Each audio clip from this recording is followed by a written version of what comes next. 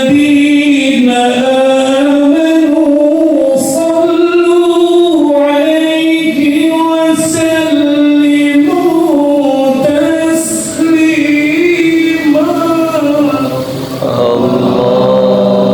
Yang lebih dahsyat adalah wahai yang beriman. Jadi maaf, hai yang beriman saja. Ngapain yang beriman? Sallu alaihi wasallimu taslima. Karena itu jangan lepas baca salat. Wa ala alihi wa sahbihi ajma'in, amma ba'du. Yang terhormat yang saya muliakan guru kita Kiai Ustaz Abdul Ghani beserta keluarga besar beliau, semoga Allah panjangkan umurnya.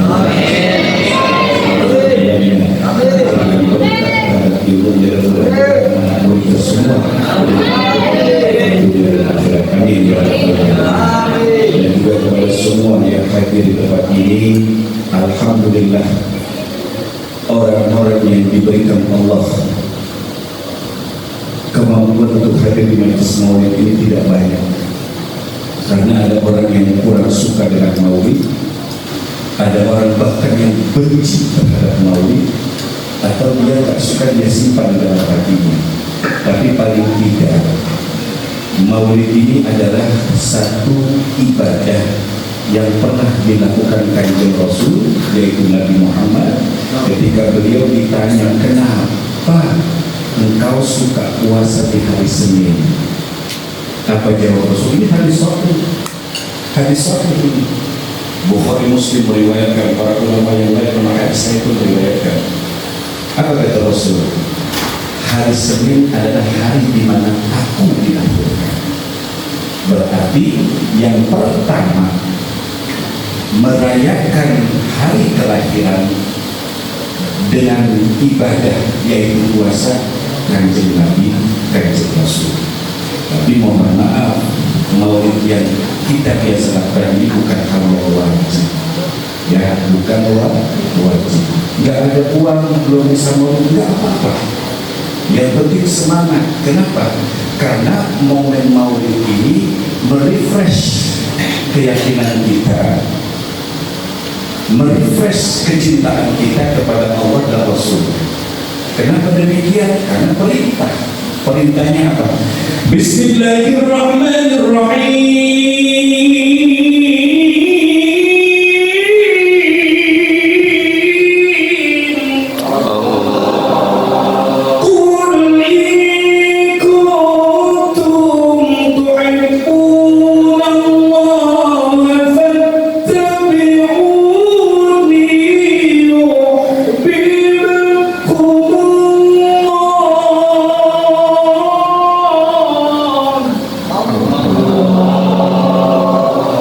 Katakanlah, wahai Nabi Muhammad, kepada mereka yang suka ngaku cinta kepada Allah. Jadi orang dulu itu suka ngaku cinta sama Allah. Bahkan penyembah berhala itu ngaku dia nyembah Allah. Karena ada dalam Quran, wa in sa'altahum man khalaqas samawati wal arda yaquluna Allah. Kalau engkau tanya kepada mereka, semua orang-orang jahiliyah, penyembah berhala yang durhaka melakukan ibadah-ibadah najis dengan merubah ibadah Nabi Allah Ibrahim dan Ismail, itu bila ditanyakan kepada mereka siapa yang menciptakan ada dan bumi, serempak mereka jawab Allah. Allah. Tapi mereka menyembah berhala. Jadi cukup ya kayaknya Hah? Udah. Jadi gini ya, buat anak-anak nih, cintai Rasulullah. Ilmu tuhibbuna wa fattabi'uni. Kalau kita mau lihat singkatnya, tafsir ayat ini adalah jangan sampai cintamu bertepuk sebelah tangan. Ngakunya cinta kepada Allah, tapi dalam amal dan keseharian tidak mencerminkan cinta kepada Allah. Dan untuk membuktikan cinta, pintunya cuma satu. Ittiba kepada Rasulullah, nggak ada pintu lain. Fattabi'uni, kata Imam Hasan al-Basri menjelaskan tentang asbabun nuzul daripada ayat ini, yaitu tidak ada pintu lain kecuali Rasulullah. Baru kalau engkau ittiba kepada Rasul, yang merupakan laqad kana lakum fi rasulillahi uswatun hasanah. Baru tuh yuhibbukumullah. Buat anak santri khususnya, selalu bangkitkan rasa cinta kepada Allah dan Rasul. Ente yang lagi ngapalin Quran tanpa ente sengaja bahwa yang ente hafalkan ini adalah yang dihafal Rasulullah, yang diamalkan oleh Rasulullah sampai Rasul sebutkan khuluqul Quran. Ketika Rasul ditanya akhlak Rasul bagaimana kepada Sayyidah Aisyah, dijawab akhlaknya Rasul dia buka Quran. Disitulah akhlak Rasul. Karena itu buat kalian yang lagi belajar, lagi menghafal Quran, ingat ya bahwa ayat Quran itu cahaya. Ayat Quran cahaya. Ente mikir jawaban sedikit aja nih, ente maksiat di otak, di hati, jangan kaget kalau ada ayat yang hilang. Jadi dulu pernah ada kiai yang jago Quran, kalau pesantrennya dulu, zaman dulu, itu anak-anak hafal semua 30 juz, jago hafalannya. Kiai ngetes, liburlah seminggu, turun gunung pada anak, turun gunung, masuk kelas seminggu kemudian. Kiai langsung, ayo sini bacaanmu, aku coba lagi. Alhamdulillah ada yang bilang 3 juz, ada 10 juz. Pokoknya makin banyak juznya makin banyak maksiatnya waktu satu minggu. Hati-hati kalian ya. Kenapa? Karena Al-Quran itu cahaya. Dan ingat, ulama Ahlus Sunnah mengatakan Al-Quran adalah bukan makhluk. Ayat yang kau hafalkan ini bukan makhluk.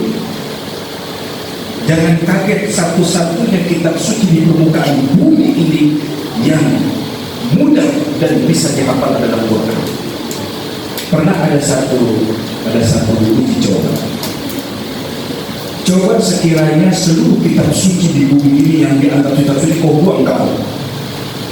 Buang semua kitab suci dari semua agama. Buang kau. Kemudian beri waktu 1 minggu. Para penganutnya untuk menuliskan kembali kitab suci semua yang dibuang ke laut. Ternyata apa?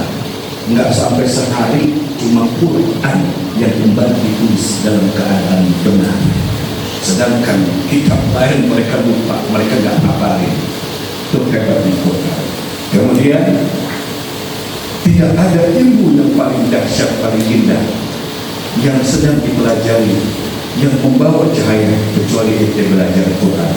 Khairukum man ta'allama al-Quran wa 'allama. Ingat ada kalimat wa 'allama ya. Bukan hanya ta'allumul Quran, tapi ada 'allama. Artinya selain kita belajar Quran, termasuk dalamnya menghafalkan Quran, kemudian memahami tafsirnya, memahami maksud daripada ayat Quran, tapi ingat harus bermanfaat, bukan hanya untuk diri, dibagi kepada semua. Rasul kota Madinah disebut Munawwar, Madinatul Munawwar. Kenapa? Karena ada Quran. Qurannya itu ada Quran yang nggak bergerak, ada Quran yang bergerak. Quran yang bergerak Rasulullah, Quran nggak bergerak yang kita pegang sekarang. Jadi ketika ente menghafal Quran, bayangkan ente sedang berdekatan dengan kanjeng Nabi Muhammad. Itu penting buat anak-anak semua. Semangat, semangat, semangat. Dan ingat, begitu engkau hafalkan Quran, engkau sedang memuliakan orang tua kalian. Maka hadis mengatakan demikian yang disampaikan Bukhari barusan. Siapapun menghafal Quran, mengamalkan Quran, mengajarkan Quran, mempelajari Quran, maka sungguh dia sedang memuliakan orang tuanya.